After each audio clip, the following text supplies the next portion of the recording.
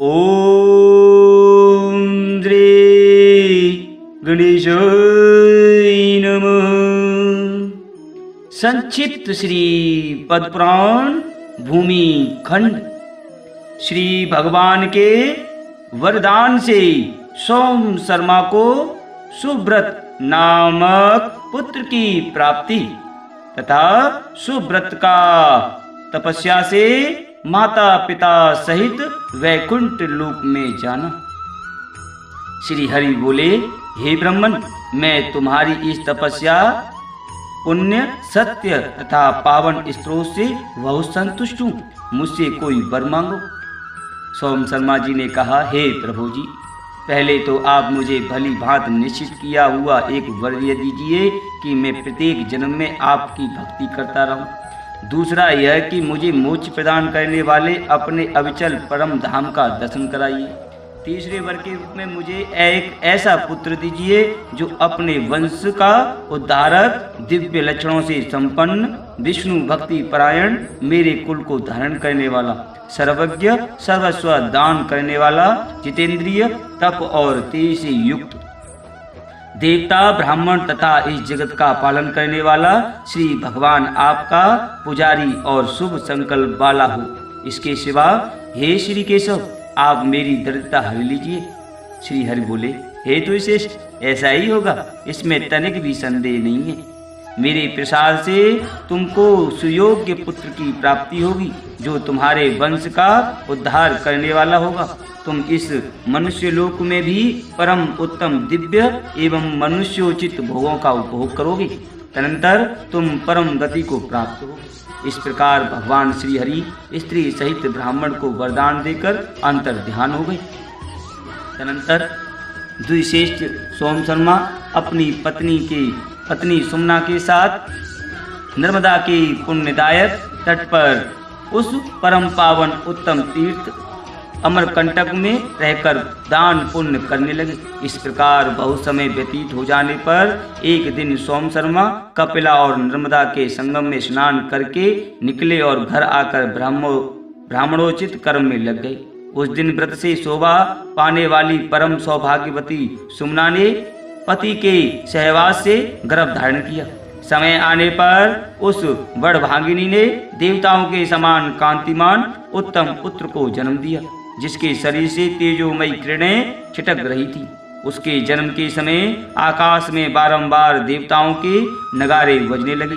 तत्पश्चात ब्रह्मा जी देवताओं को साथ ले वहां आए और स्वस्थ चित्त से उत्तम बालक का नाम उन्होंने सुब्रत रखा।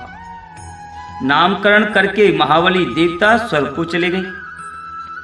उनके जाने के पश्चात द्विश्रेष्ठ सोम शर्मा ने बालक के जात कर्म आदि संस्कार किए। उस बड़भागी पुत्र सुब्रत के, जो भगवान की कृपा से प्राप्त हुआ था, जन्म लेने पर ब्राह्मण के घर में धन धान्य से भरपूर महालक्ष्मी निवास करने लगे। हाथी, घोड़े, भैंसे, गौए, सोने और रत्न आदि किसी भी वस्तु की कमी न रही। सोम शर्मा का घर रत्न राशि से कुबेर भवन की भांति शोभा पाने लगा।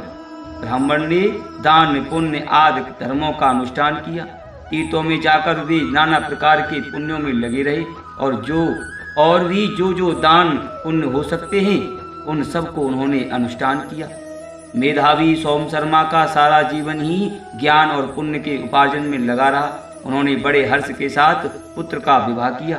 फिर पुत्र के भी पुत्र उत्पन्न हुए जो बड़े ही पुण्यात्मा और उत्तम लक्षणों से संपन्न थे। देवी सदा सत्यवादी, धर्मात्मा, तपस्वी तथा दान धर्म में संलग्न थे।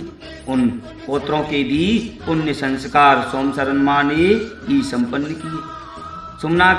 सुमना और सोम शर्मा दोनों ही सौभाग्यशाली थे। वे महान अभ्युदय से युक्त होकर सदा हर्ष में भरे रहते थे।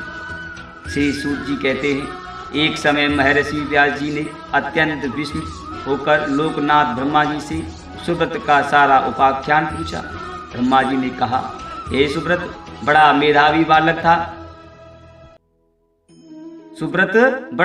बालक था। वह बाल्यकाल से ही भगवान श्री विष्णु का चिंतन करने लगा। उसने गर्भ में ही श्री पुरुषोत्तम भगवान श्री नारायण का दर्शन किया था।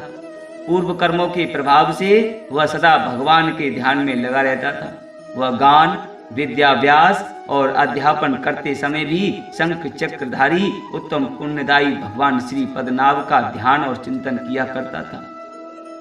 इस प्रकार वह द्विश्रेष्ठ सदा श्री भगवान का ध्यान करते हुए ही बच्चों के साथ खेला करता था। वह मेधावी, पुण्यात्मा और पुण्य में प्रेम रखने वाला था। उसने अपने साथी बालकों का नाम अपनी ओर से परमात्मा श्री हरि के नाम पर ही रख दिया था। वह महामुनि था और भगवान के ही नाम से अपने मित्रों को भी पुकारा करता था। ओ केशव, यहाँ आओ। हे चक्रधारी माधव, बचाओ। हे पुरुषोत्तम, तुम ही मेरे साथ खेलो। हे मधुसूदन, हम दोनों को वन में ही चलना चाहिए। इस प्रकार श्री हरि के नाम ले लेकर वह ब्राह्मण बालक मित्रों को बुलाया करता था। खेलने में, पढ़ने में, हंसने, रोने, गीत गाने, देखने, चलने, बैठने, ध्यान करने, सलाह करने, ज्ञान अर्जन करने तथा शुभ कर्मों का अनुष्ठान करने के समय भी वह श्री भगवान नारायण को ही देखता है और नाथ, जगन्नाथ, जनार्दन आदि नामों का उच्चारण किया करता था। विश्व के एकमात्र स्वामी श्री परमेश्वर का ध्यान करता रहता था। तृण, काष्ठ, पत्थर तथा सूखे और गीले सभी पदार्थों में वह परम धर्मात्मा बालक श्री केशव को ही देखा करता था। कमल लोचन श्री गोविंद का ही साक्षात्कार किया करता था। सुमना का पुत्र ब्राह्मण सुव्रत बड़ा बुद्धिमान था। वह आकाश में, पृथ्वी पर, पर्वतों में, वनों में, जल, थल और पाषाण में तथा संपूर्ण जीवों के भीतर भी श्री भगवान श्री नरसिंह का ही दर्शन किया करता था। इस प्रकार बालकों के साथ खेल में सम्मिलित होकर वह प्रतिदिन खेलता तथा मधुर अक्षर और उत्तम राग से युक्त गीतों द्वारा श्री कृष्ण का गुणगान किया करता। उसके गीत ताल, लय, उत्तम स्वर और मूर्छना से युक्त होते थे। सुब्रत कहता, संपूर्ण देवता सदा श्री भगवान मुरारी का ही ध्यान करते हैं, जिनके श्रीअंगों के भीतर संपूर्ण जगत स्थित है, जो योग के स्वामी, पापों का नाश करने वाले और शरणागतों के रक्षक हैं। उन श्री भगवान श्री मधुसूदन का मैं भजन करता हूँ, जो संपूर्ण जगत के भीतर सदा जागते और व्याप्त रहते हैं, जिनमें समस्त गुणवानों का निवास है तथा जो सब दोषों से रहित है। उन परमेश्वर का चिंतन करके मैं सदा उनके युगल चरणों में मस्तक झुकाता हूँ, जो गुणों के अधिष्ठान हैं, जिनके पराक्रम का अंत नहीं है। वेदांत ज्ञान से विशुद्ध बुद्धि वाले पुरुष जिनका सदा स्तुवन किया करते हैं। इस अपार, अनंत और दुर्गम संसार सागर से पार होने के लिए जो नौका के समान है, उन सर्वस्वरूप भगवान श्री नारायण की मैं शरण लेता हूँ। मैं श्री भगवान के उन निर्मल युगल चरणों को प्रणाम करता हूँ, जो योगीश्वरों के हृदय में निवास करते हैं, जिनका शुद्ध एवं पूर्ण प्रभाव सदा और सर्वत्र विख्यात है। हे देव, मैं दीन हूँ, आपके अशुभ के भय से मेरी रक्षा कीजिए। आप अशुभ के भय से मेरी रक्षा कीजिए।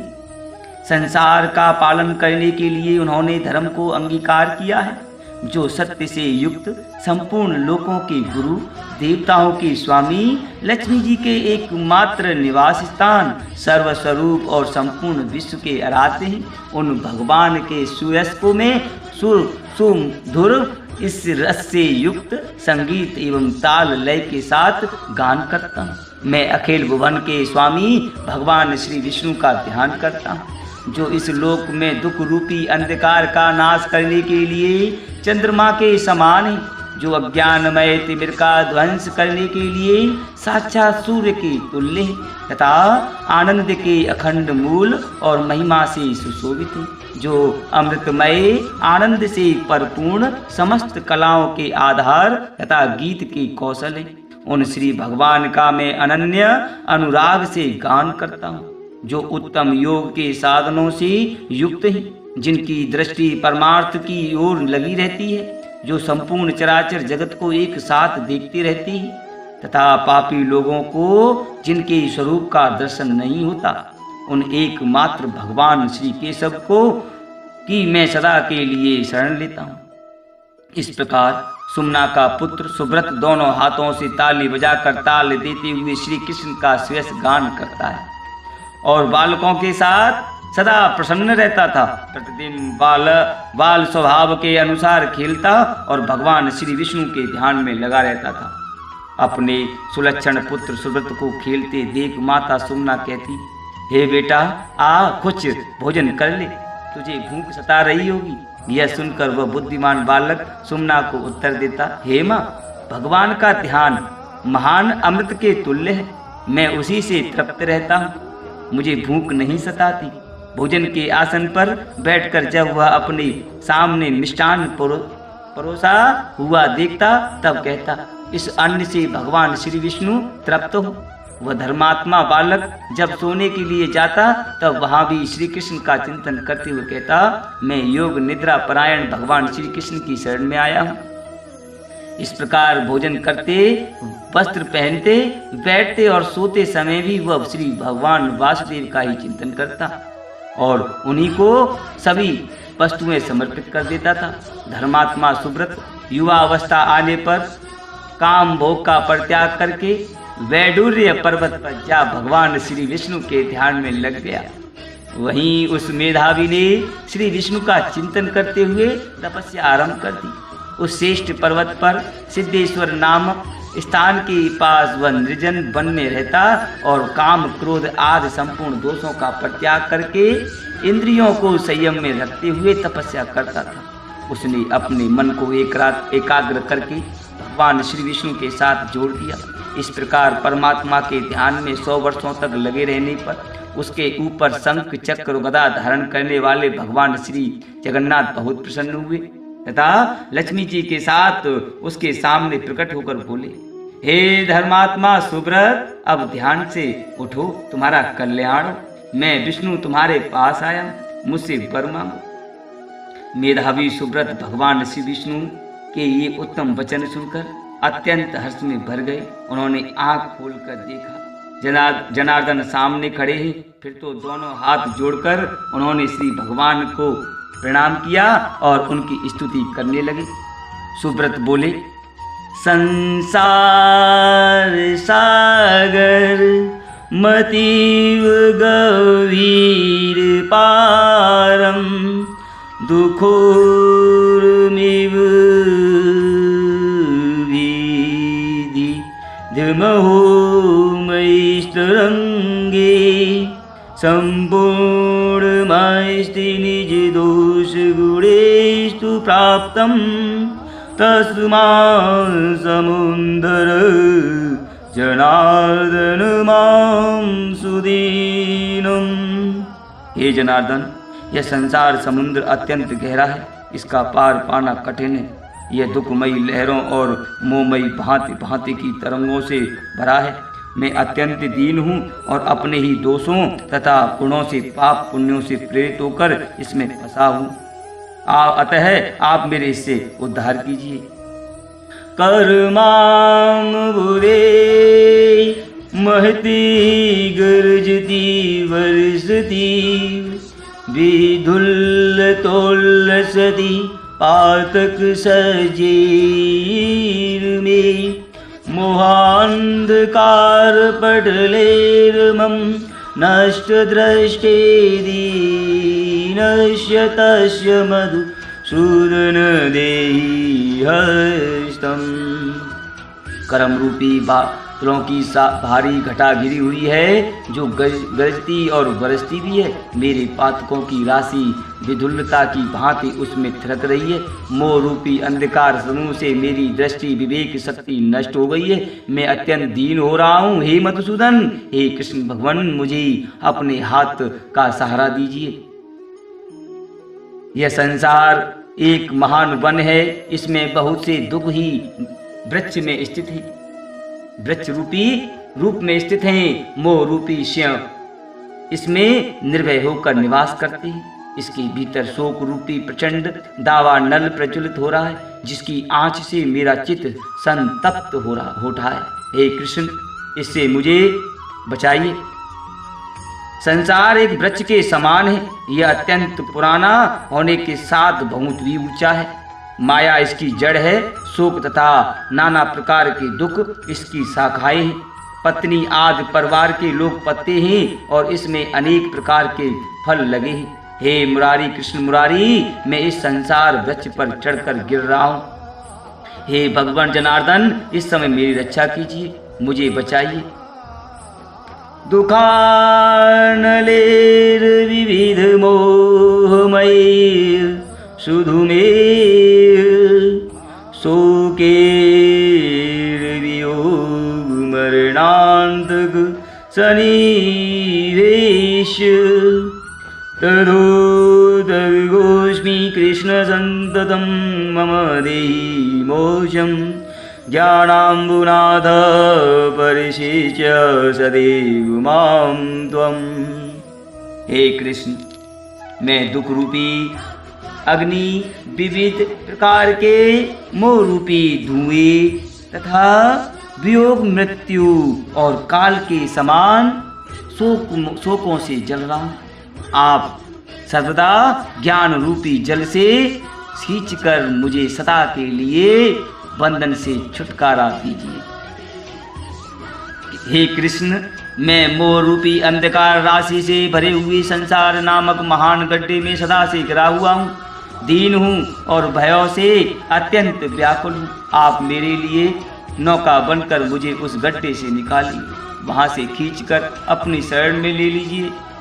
जो संयमशील हृदय के भाव से युक्त होकर अनन्य चित्त से आपका ध्यान करते हैं, वे आपकी पदवी को प्राप्त हो जाते हैं तथा जो देवता और किन्नरगण आपके दोनों परम पवित्र चरणों को प्रणाम करके उनका चिंतन करते हैं, वे भी आपकी पदवी को प्राप्त होती है। मैं न तो दूसरे का नाम लेता हूँ, न दूसरे को भजता हूँ और न दूसरे का ही चिंतन करता हूँ। नित्य निरंतर आपके युगल चरणों को प्रणाम करता रहता हूँ। इस प्रकार मैं आपकी शरण में आया हूँ। आप मेरी रक्षा करें, मेरे पातक समूह शीघ्र दूर हो जाएं। मैं नौकर की भांति जन्म जन्म आपका दास बना रहूं। हे भगवान, आपके युगल चरण कमलों को सदा मेरा प्रणाम करता रहूं। हे श्री कृष्ण भगवान, यदि आप मुझ पर प्रसन्न हैं तो मुझे यह उत्तम वरदान दीजिए, मेरे माता पिता को सशरीर अपने परम धाम में पहुंचाइए। मेरे ही साथ मेरी पत्नी को भी अपने लोक में ले चलिए। श्री हरि बोले, हे ब्रह्मन, तुम्हारी यह उत्तम कामना अवश्य पूर्ण होगी।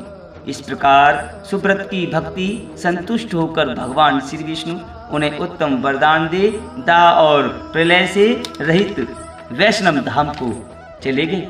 सुब्रत के साथ ही सुमना और सोम शर्मा जी भी वैकुंठ धाम को प्राप्त हुए। इस प्रकार श्री भगवान के वरदान से सोम शर्मा को सुब्रत नामक पुत्र की प्राप्ति तथा सुब्रत का तपस्या से माता पिता सहित वैकुंठ लोक में जाना। अध्याय समापन। ओम नमो भगवते वासुदेव।